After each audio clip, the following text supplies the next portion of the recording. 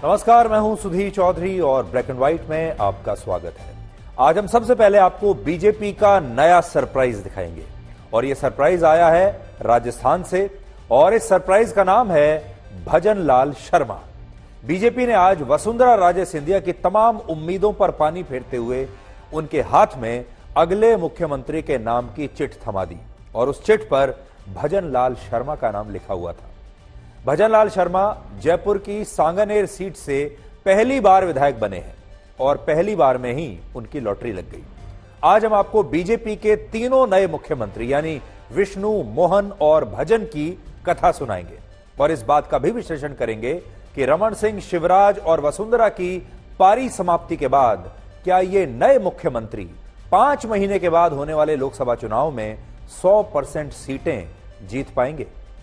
आज हम शिवराज सिंह चौहान और वसुंधरा राजे की एक तुलना भी करेंगे क्योंकि शिवराज सिंह चौहान ने जब अपना राज समाप्त होते हुए अपनी आंखों से देखा तब भी उनके चेहरे पर मुस्कुराहट थी और उन्होंने नए मुख्यमंत्री मोहन यादव को दिल खोलकर आशीर्वाद भी दिया।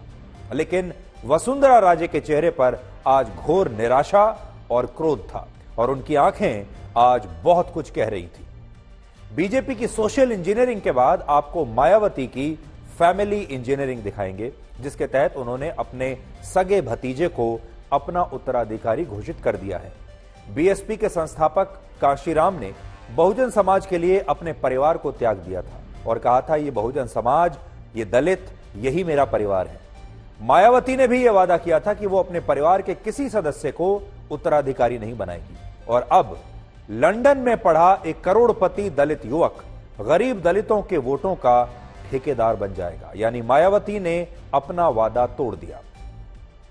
और दलितों से याद आया कि धीरज साहू जिनके ठिकानों से 350 करोड़ रुपए बरामद हो चुके हैं वो भी तो एक दलित नेता हैं। आज सवाल यह है कि दलित नेता क्या दलितों के उद्धार के नाम पर सिर्फ पैसा कमा रहे हैं? और आखिर में जो लोग मेफ्टल नाम की पेन किलर दवा खाते हैं उनके लिए हमारे पास एक चेतावनी है, इसलिए आज का शो ध्यान से देखिएगा। लेकिन आज ब्लैक एंड व्हाइट की शुरुआत हम उस सवाल से करना चाहते हैं जिसका जवाब पूरा देश जानना चाहता है और वो सवाल यह है कि भजन लाल शर्मा कौन है। आज देश में बहुत सारे लोग गूगल पर भजन लाल शर्मा को खोज रहे हैं और जानने की कोशिश कर रहे हैं कि ये हैं कौन। आज जब राजस्थान में बीजेपी ने मुख्यमंत्री के नाम की घोषणा की तो पहली पंक्ति में वो सारे नेता बैठे थे जिन्हें मुख्यमंत्री की दौड़ में सबसे आगे माना जा रहा था। लेकिन आज जब ऐलान हुआ तो ना तो वसुंधरा राजे सिंधिया मुख्यमंत्री बनी, ना बाबा बालकनाथ बने, ना दिया कुमारी बनी, ना राजेंद्र सिंह राठौड़ बने, ना केंद्रीय मंत्री गजेंद्र सिंह शेखावत बने, ना ही केंद्रीय कानून मंत्री अर्जुन राम मेघवाल का नंबर आया और ना ही किरोड़ी लाल मीणा का नंबर आया। इन तमाम नेताओं की जगह बीजेपी ने राजस्थान में भी एक ऐसे नेता को मुख्यमंत्री बना दिया जो आखिरी पंक्ति में बैठा हुआ था और जिन्हें आज अपने घर से निकलते वक्त भी शायद इस बात का अंदाजा नहीं था कि वो जिस विधायक दल की बैठक में जा रहे हैं उसी बैठक में उन्हें पार्टी राजस्थान का मुख्यमंत्री चुनने वाली है।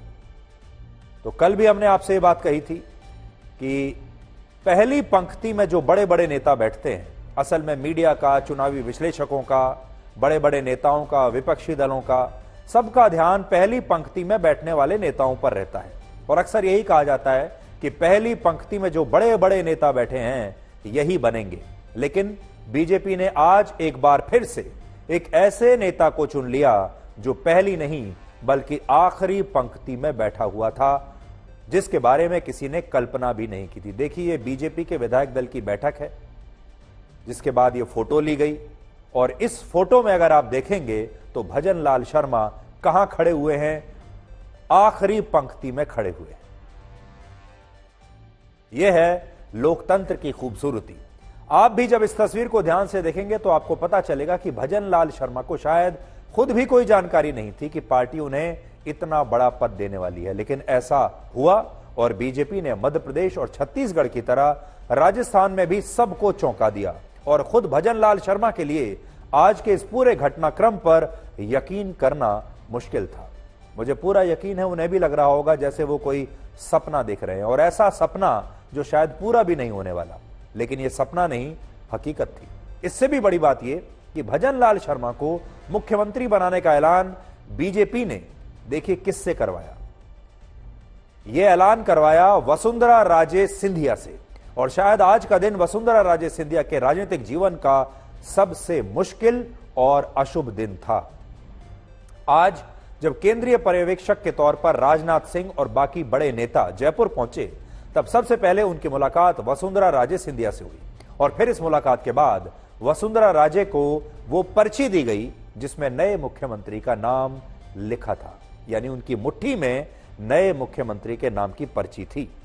वसुंधरा राजे जब मुख्यमंत्री के नाम की घोषणा करने वाली थी, तब वो एक जगह काफी निराश भी दिखी, और कई बार ऐसा भी हुआ जब उनके चेहरे के हाव भाव ऐसे थे जिससे यह लग रहा था कि वो तुरंत मुख्यमंत्री के नाम की घोषणा करके वहां से बस चले जाना चाहती हैं, वहां एक मिनट भी बैठना नहीं चाहती। उनके चेहरे पर घोर निराशा थी, कभी कभी उनके चेहरे पर क्रोध भी था, और कभी कभी ऐसा लगता था जैसे थोड़े थोड़े आंसू भी उनके आंखों से निकल रहे हैं। लेकिन पार्टी की तरफ से उन्हें साफ कह दिया गया था कि उन्हें ही भजन लाल शर्मा के नाम की घोषणा करनी होगी, और उनके साथ राजभवन जाकर उन्हें मुख्यमंत्री बनाने की औपचारिकताओं को भी उन्हें ही पूरा करना होगा, क्योंकि वो राजस्थान की सबसे बड़ी, सबसे कद्दावर, सबसे वरिष्ठ नेता हैं बीजेपी की। और ये सबसे मुश्किल काम आज वसुंधरा राजे को करना ही पड़ा, ना चाहते हुए भी। उन्होंने एक बार हंसने की कोशिश भी नहीं की, एक बार मुस्कुराने की कोशिश भी नहीं की, एक बार यह भी दिखाने की कोशिश नहीं की कि सब कुछ ठीक ठाक है, उन्हें कोई फर्क नहीं पड़ता, वो इस फैसले में शामिल है। उनके चेहरे पर सब कुछ साफ साफ नजर आ रहा था। कहते हैं एक तस्वीर हजारों शब्दों के बराबर होती है, और आज वसुंधरा राजे की तस्वीरें भी हजारों शब्दों की न जाने कितनी कहानियां बयां कर रही हैं, और इस कहानी को आप आज इस वीडियो विश्लेषण से समझ सकते हैं। इसलिए आज हमने ये विश्लेषण करने के लिए तस्वीरों की मदद ली है, वीडियोस की मदद ली है, और मेरे कहने की कोई जरूरत ही नहीं है। आप इन तस्वीरों को देख लीजिए और ये वीडियो देख लीजिए, आप सब समझ जाएंगे।